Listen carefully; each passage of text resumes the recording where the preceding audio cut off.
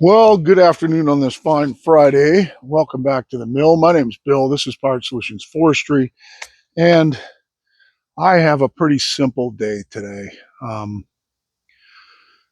Poured out last night, so the place is all covered in mud. So I want to get this silver maple slabs for a customer, Jesse Keys, and we're going to see what's inside. Looks like it's going to have some ambrosia, and silver maples are usually pretty cool inside. So we're going to slab this one out, and then I'm going to call it a day. And probably spend tomorrow working on cleanup over here, and then Monday or Tuesday I got to go deliver all the slabs you saw me cut yesterday with the Stellicut bands.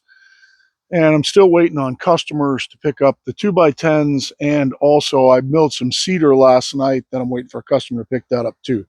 So we're going to run this Stellicut band in this cedar. Full disclosure again, I did have to make some tracking adjustments today. I don't exactly understand why. There's a chance that I kind of heat stressed this band yesterday, and it stretched a little bit. Um, Not exactly sure why, but I did have to make some tracking adjustments again, and usually I don't. So let's hope we get similar results. Tracking looks perfect right now. Can't see how it could be bad. But I'll show you the log and kind of the method to the madness here. So it's a silver maple log. It's not huge. I'm not even going to measure it for you.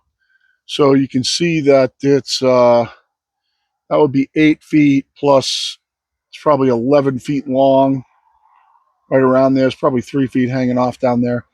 I am leaving this chunk down here purposefully hanging off because it's got a weird crook to it in two axes, and I'm trying to give him, so if you look at it in this axis, you see how it's like that, and it's got some bend to it. And for slabs, for this guy, for the type of building that he does, it would be ideal to have that bend in it for like bar tops and stuff like that in outdoor spaces. I tried it in a bunch of different orientations. If I flip that down and kind of get that wide section like that, then it wastes a ton of log, both on this side and on this side. I did just kind of flip it up and there was a branch on there. I just did cut that branch off real quick. I did move my stops back over to their resting spot where they're normally from this rail, from my speed square hooked on this rail right here. They're all 6 3/4 to this right here from the outside of this rail with the speed square there. And what that does, if you look down, that gets you clear on that angle right there. So that's usually where they stay unless I have to do a monster log like that one we slabbed yesterday and we had to move those things all the way over. Then we don't get clearance on that angle. So 6 3/4 over with a speed square hooked on here to this gets you exactly inside that angle line right there. As far as measuring that to see exactly what that is, you can go ahead and drop your head down and put a speed square on there, line up where it is, make a mark, and measure it if yourself, depending on how you want to measure these. But the way I do it, it gets me all three of them in the same spot. You can see that one's not even hitting right now. But it'll be there for when I have to roll it over. So what we're going to do is we're going to take this top down several cuts until we kind of get close to our stops. We'll flip it over and then we'll mill it out, and we will check out the finish on it. Also, I am also testing a new pair of mechanics gloves. Well, the pair that replaced the initial ones they sent me. I'm going to throw those on and then we'll get to cutting here. And I need to give feedback to mechanics on what I think of these. So far, they're very, very light. They do slip on pretty easy. They're a little soupy on my hands, but they slip on easy, and I have not stuck a tooth through them yet into my hand. So that's a plus. We will wear them until we wear holes in them, and then we'll give them feedback, and they can take it from there. So let's get to cutting on this thing.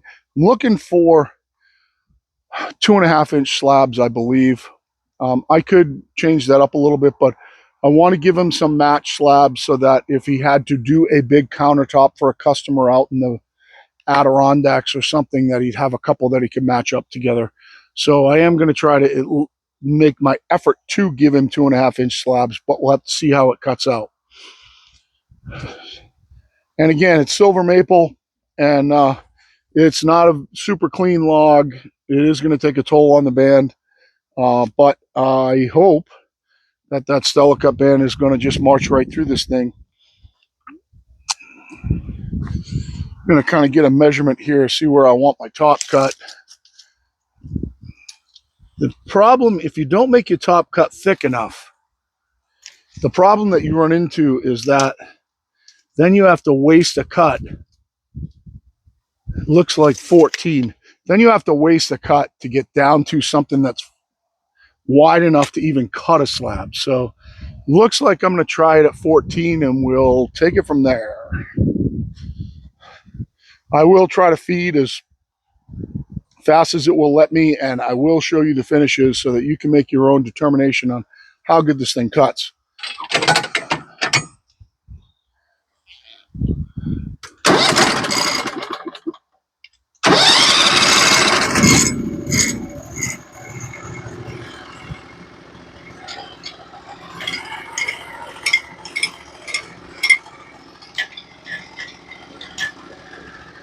And a lot of people, I see a lot of people say that they don't run coolant on hardwood. The difference is because I think they misconstrue lubricant from coolant. I think it's a good idea to run water on hardwood just to keep the temperature on your band down, not from the standpoint of you're trying to get gum off the band. Just trying to keep the temperature on your band down, I believe, anyway. That's my belief. I think it's more of a coolant than a lubricant or a solvent, and maybe a little bit of both.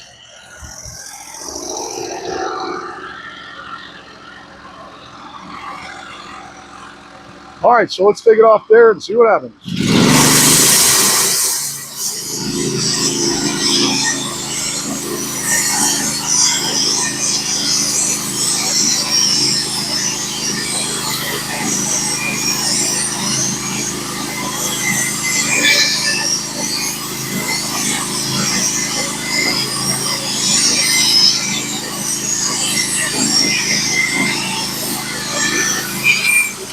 All right, so first impression, that was super enjoyable. Cut beautifully.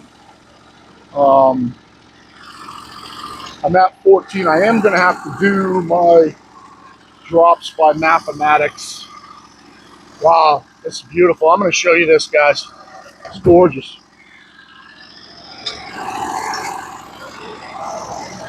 I'm going to take one more cut and then I'll show it to you. Beautiful ambrosia, cut beautifully. So we're going to go down to, and I'm going to try to take these at true 2.5. It doesn't matter. I can just take it down 2.5. So 14 to 11.5. That'll be plenty close enough. Let's take a slab off it.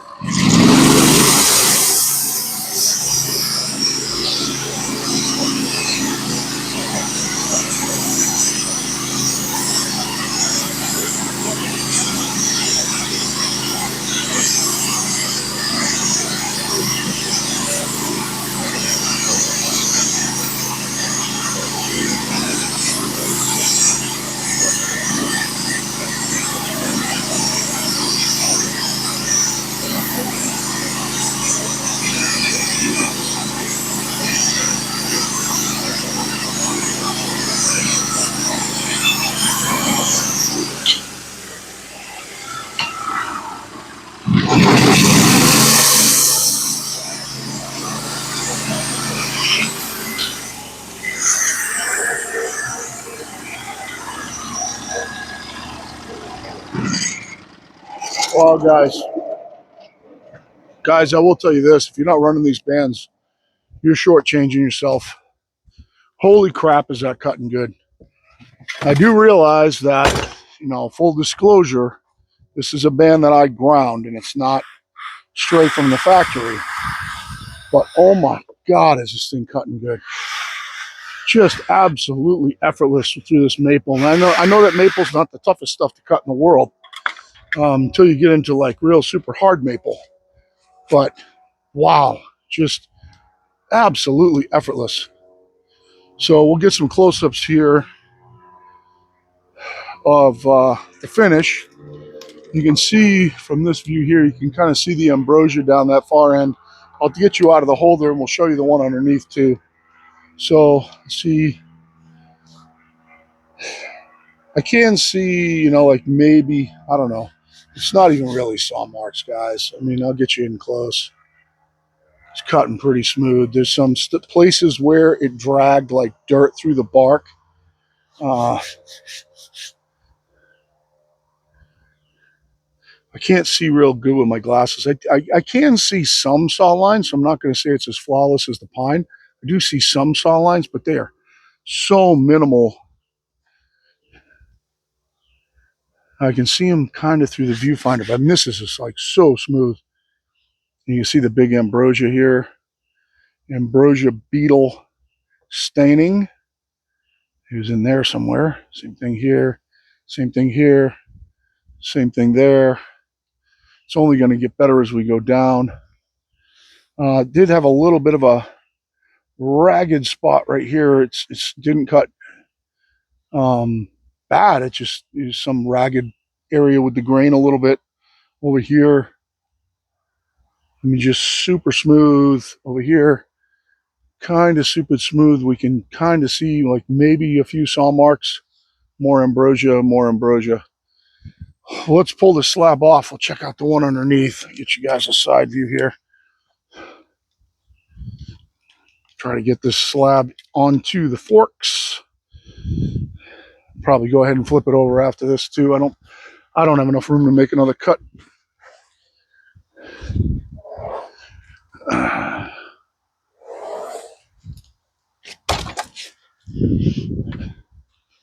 Wow, it's beautiful slabs. Wait till you see this one. I had really nice feed rate on this next one. Wow, it's gorgeous. Let me scrape it. Beautiful, beautiful. And this is where I had to stop because my adjustable blade guide wasn't out far enough and did make a big stain on the log. So not as much ambrosia, but much more heartwood. This is a beautiful piece. Just gorgeous.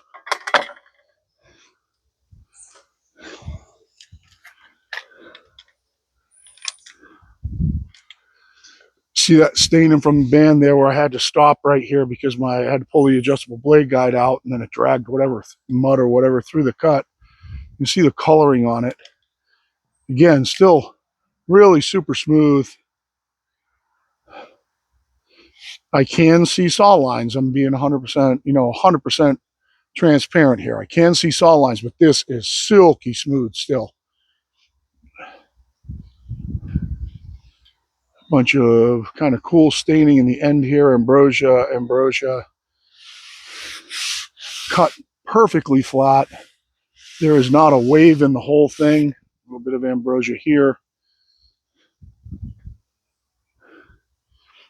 And I am not going to scrape that one and show you, but it's obviously the carbon copy of this one. So I'm going to pull you over here. I'm going to pause you a second. I'll get this thing flipped over. I'll tell you what, I'll take one more slab off it. Let's cut one more off it just because I have room to do it, I think. And it's always a good idea to take them down as much as you can when you're in the orientation that you're in. No, it's too close. I take it back. I don't have 2.5 inches. So I'll pause you guys. I'll flip this thing over. If I try to drop that stop, I'll lose my orientation. I don't want to do that. So then we'll just mill the whole thing out from the other side. So I'll be right back. All right, we got her flipped and we've got her all ready to go. I dropped my stops. We're going to take her off.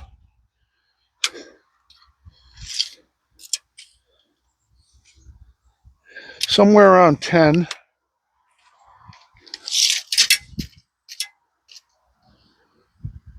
Yep, think we're going to take it right off at 10 inches, and then we'll just drop down, let's see, 2.5.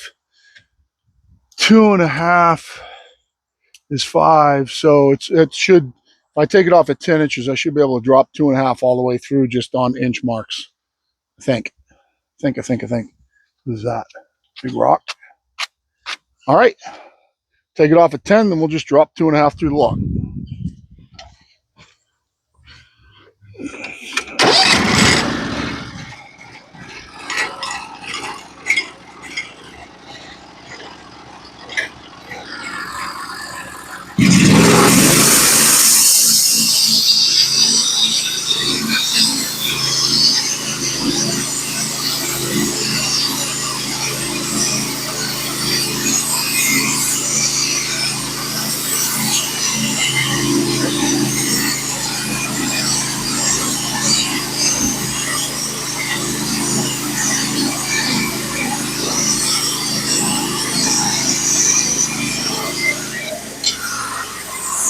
Wow.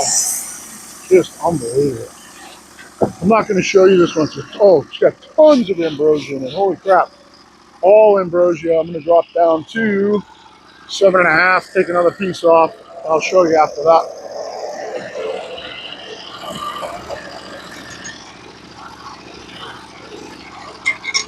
It'll be a quick little $100 job today. 7.5 should be 2 inches. 1, 2.5. Yep.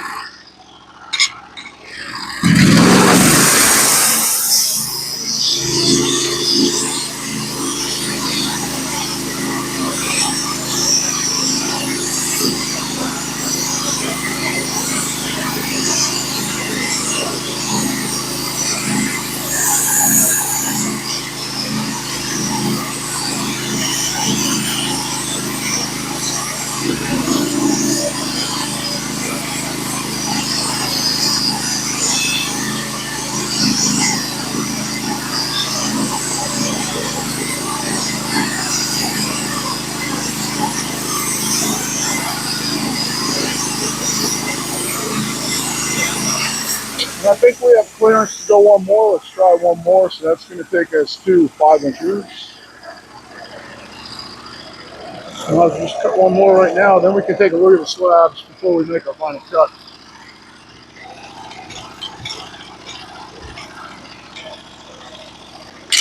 That's 7.5. That's 2.5.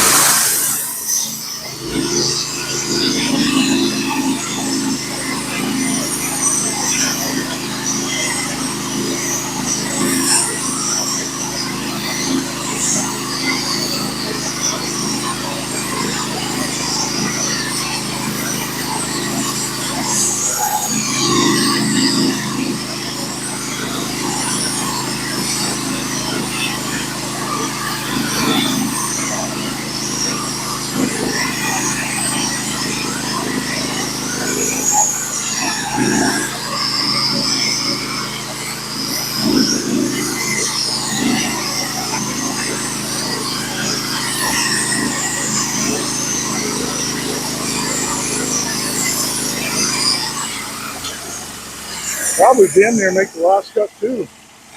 So 1, 2, 3, 4, 5, 6. No, maybe let me drop it down to 2.5 and see if we can make the final cut too. That'll speed things up. Go right to 2.5 and see what our clearance looks like.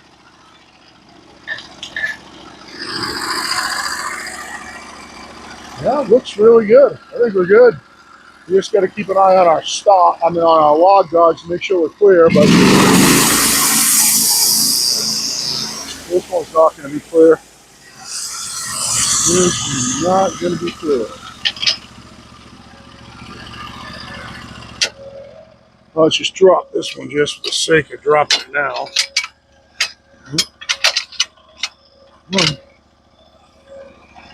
Yeah, let's cut it out. Then we can check the slabs out.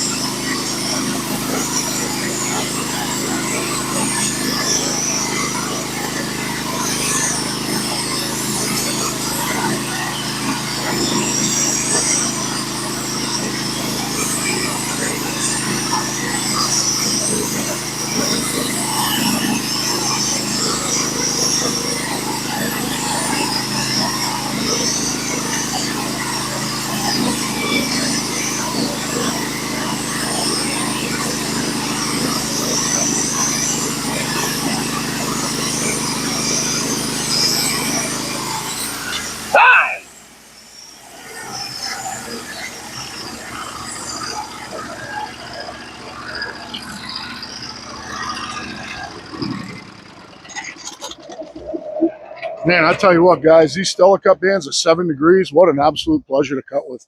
What an absolute pleasure to cut with. Show you this one first. We'll kind of peel it apart and show you as we go down. Man, that's cutting good. I'll kind of give you a quick one here, just a quick tour. No reason to make this long. Let's see what's underneath it. See all the ambrosia in this one. The ambrosia beetle marks all down it.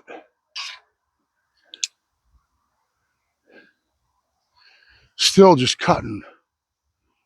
Super smooth, really nice and predictable, and kept the motor loaded so consistently the whole time. Get you over here, I'll peel them off, see what surprises are underneath.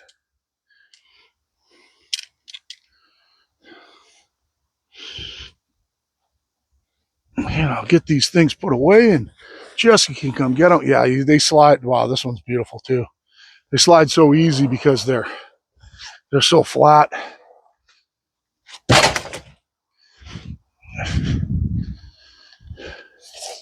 He's gonna be really happy with these. Anybody would be happy with these. Get this one flipped on top of that one.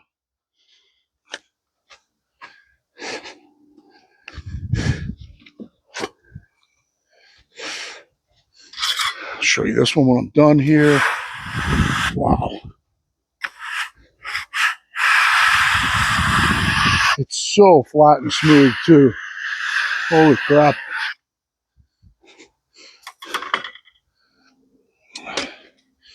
So rather than going nutso, I'll show you this one from the aerial view here.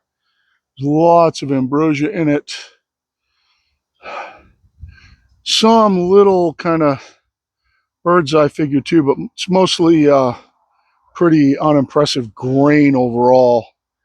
Other than the ambrosia, the grain itself is pretty plain.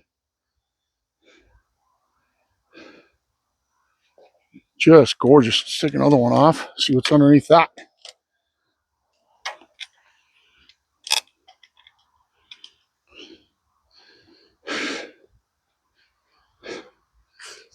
Yeah, see how easy they slide? You slide them with fingers because it's so flat. Yeah, this next one's gorgeous.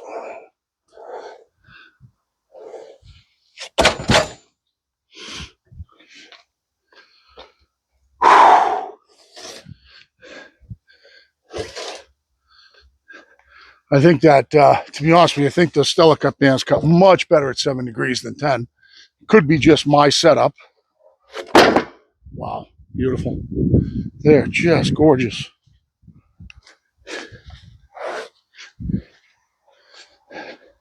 We'll get this one scrapped.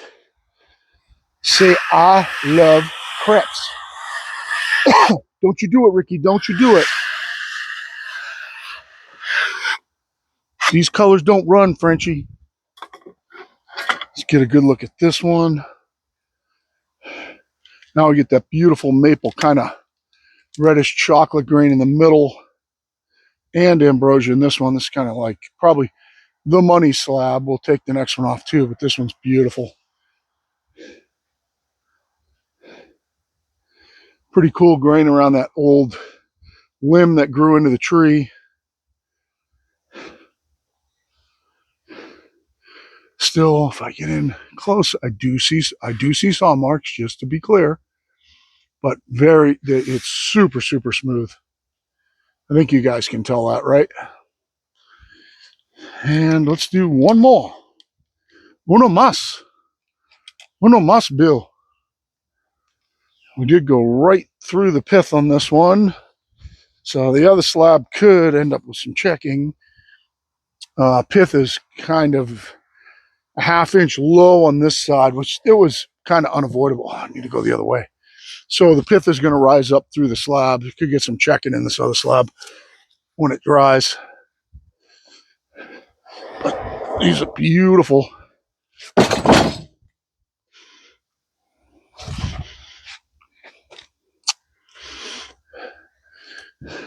Grain wise, this is the money cut right here.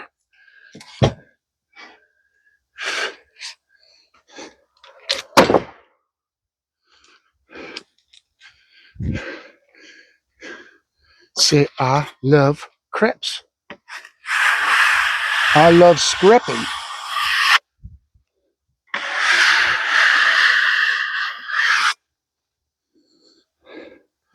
So we'll show you this one. We'll end this thing. Mechanics gloves perform perfectly.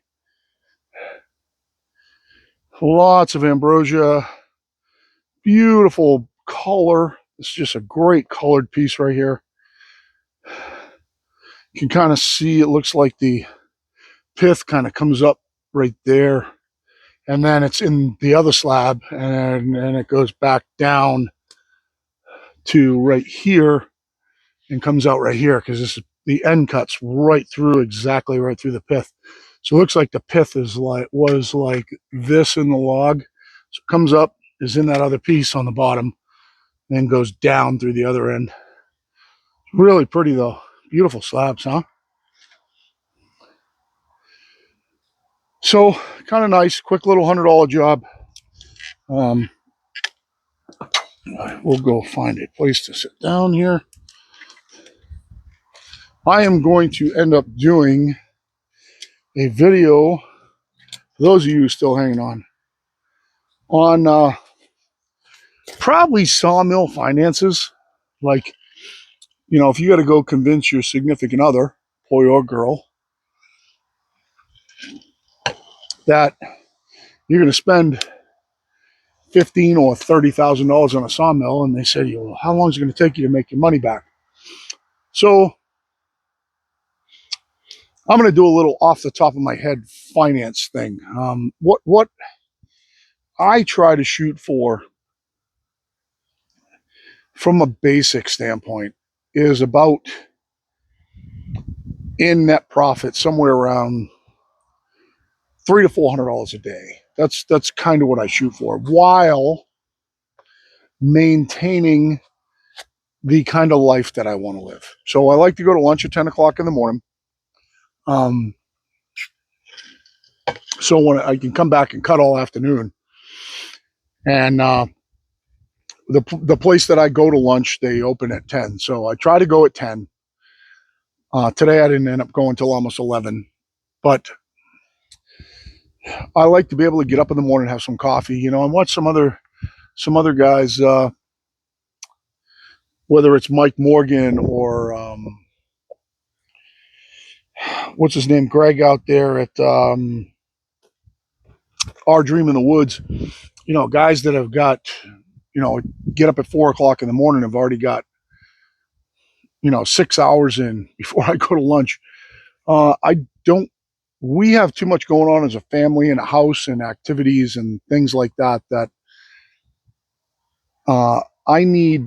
I'm both my son and my wife both have some kind of complicated health issues, so I'm kind of the pivot guy that can do everything. So I kind of have to be on call and able to run places and pick things up and do things and be like the support guy. So I want to have that flexibility. So typically I shoot for somewhere around $300 or $400 a day. Today I'm not going to make that number, but like yesterday, just milling that one pine slab was probably 400, I guess, in board feet, probably a $400 job. Plus I milled the cedar afterwards. It's another 200. So that kind of makes up for today. But how long does it take you doing something? Let's call it 3 and say that you're going to make 2,000 a week, right? Somewhere around there. You're looking at 7 to 10 weeks to pay off your mill. So if you said, well, am I going to pay my mill off in a year? Well, yeah, if you put anything into it, you need to get your customers lined up first, and that's what makes it easier. So you advertise through Facebook Marketplace, start cutting stuff, start selling stuff. And once you start selling stuff and word of mouth gets around and people start ordering other stuff from you, in the beginning, it's going to be slow. So you're not going to do that 300-400 a day every single day when you first start out. But at some point, you'll hit that point. And so I don't think that anybody would have any trouble paying for a mill like this in a year. Certainly I didn't. And then at that point, it really depends on your business model and how you run your business. You know, if you're cutting stuff like this all day, every day, this at say $3 a board foot green is a good return on investment over $1 a board foot on pine. However, selling that stuff is a little bit more of a chore. You know, this in all honesty is back before COVID when I was selling slabs, it's probably $1,000 log. You can probably sell these slabs for $100 to $200 a piece. You know, so if you end up with 5 good slabs, you get close to $1,000. If it was a little bit bigger, it'd be better. But those days are gone now. You're up against people that are kiln drying. Now, if you kiln dry, now you're in the house. That's where you need to be. Then you're making top dollar for lumber, you know, slabs like these. So I am going to do a whole video on the finance side of it. I can tell you just as a precursor, you typically won't have any trouble paying for your mill the first year. At least you shouldn't. If you do, you're doing something wrong. You want to hook up with the tree guys and get yard wood. You know, I know that that's taboo to most sawyers to hear that, but I'm telling you, all the wood that I have here is all yard wood. It's all given to me by tree guys. I don't have any cost in it. Everything that I cut and sell is all profit, minus some gas in the mill or a part if I break it or something like that. I have a friend up the street with an HD38 who pays for log trucks of lumber, log trucks of logs. His cost is completely different. He's got huge cost in his logs. They're not cheap. The company that brings them to him is not cheap, and there's no guarantee they won't have metal in them. They are of really good quality. So I mean, I kind of get funky stuff, but that gives me funky stuff. So I have funky stuff to cut, like the little 5-foot. I had a customer that wanted 5-foot 1x6s in cedar. I got 3 5-footers sitting around that I cut all these 5-footers that are good for nothing else as far as I'm concerned. I mean, it worked out perfect for his order. So you need to have that funky stuff around. When somebody comes with a whole truck full of cedar and says, hey, you know, what do you want? It's just leave it all. I'll cut it eventually, even though the 5-footers are a pain in the ass to cut. I did shoot a video on it. I deleted it last night. It sucked. But I think the key is to obviously keep your costs down and keep selling stuff. Keep selling, keep selling, keep selling. Sell everything. Sell your scraps. Chip your slab wood or give your slab wood away. That'll be good word of mouth.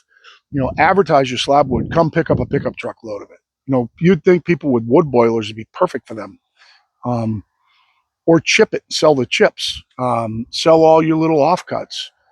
Put yourself a campwood bin out front and cut your stuff up into small pieces and load your campwood bin up. It's like a little ATM machine. Sell everything that you can and advertise it all on Facebook Marketplace. And I don't know if you do Craigslist. I don't, but sell it on Craigslist. And what you'll find is that you'll have a constant flow of people coming in, picking stuff up. Sometimes it's $5. Sometimes it's 20. Sometimes it's 200. Sometimes it's 600. But it's a constant flow of people that you want. I did slow down this summer because I wanted to knock out some of these outbuildings, and I just have not done a good job of finishing them. I am going to get back on that. I'm trying to talk myself into driving out to Paul Bunyan next weekend. It's an 11-hour drive for me. I do have friends close to there, or my wife does. One of her college roommates lives in Pennsylvania, not too far from there. So I'm thinking that maybe if I do it, I could drive to Pennsylvania, stay at their house, finish the drive in the morning, maybe stay over a night, maybe break up my trip back. I really, really want to go, but I don't want to spend $1 billion doing it. And that way I could shoot some content out there and have some fun. But for now, just me and Danny. Danny's sleeping in the truck. And I'm going to go get these just stuck in the shade. on some bunks so Jesse can come get them. It's a $100 bill, guys. Right there is probably 15 minutes of cutting, maybe. I do have one more log just like that for him to cut, but it's really bent, and I'm gonna have to do that with chainsaw mills. You guys will see that too, because it's too bent to do it on the sawmill. It takes a really good curve, but we decided at first I was going to cut off the straight section and mill it over here, but then we decided, it'll give him some really cool stuff, or some of the cool stuff that he builds at off-grid cabins and stuff like that. It'll give him some really cool shaped slabs for bar tops outside. So I am going to cut it in its shape, in its banana shape. It's the sister log to that one, but it's really bent, too bent for this. If I could get a flat spot, that wouldn't be a bad video. If I milled a flat spot on it, I could throw it up on the mill and actually cut and then turn it and cut and turn it and do it that way. That would be a neat video. But I think just once I get that flat spot, I can just ride it with the chainsaw mill. 1, 2, it's only going to be same amount of, well, maybe one less cut than this, because you take out 3/8 when you do it. So probably one less cut than what I made here, and cut everything at 2.5 inches thick. So that's what's going on. I got a lot of cleanup to do. Those are going bye-bye. The 2x10s on the other side of the truck over there are going bye-bye. The stack of cedar is sitting over there. That's all going bye-bye. And I'll get these stacked up in the shade so he can come get them. Those will go bye-bye. And then I got to clean up my whole area over here again. Probably do it over the weekend sometime. And onward and upward. And I do have to get on firewood. So thanks for the watch, as usual. Eventually, you'll be seeing fully edited videos from Kate. You'll see Kate on the videos more. I will be giving my feedback to mechanics, and if you guys have any questions, hit me up. Can't say enough good stuff about these Stellicut bands. I did not believe that I would be here doing this, saying good stuff about those bands. At least, it was a band. I didn't care. But since I ground those over to 7, they're awesome. Absolutely awesome. I said it last night in the video. I wouldn't want to cut with anything else. Really, honestly. And we're seeing them in hardwoods now too. And I cut the cedar with them last night, so got to see way different sizes. It's just they're so stable and predictable, and they keep the power right in the right range. So much different than the Turbo 7s, where you can hear the power, going in and out and going in and out during the cut. These are just like one constant draw. They're really nice to cut with. So can't recommend them high enough. But for now, Fire Solutions out.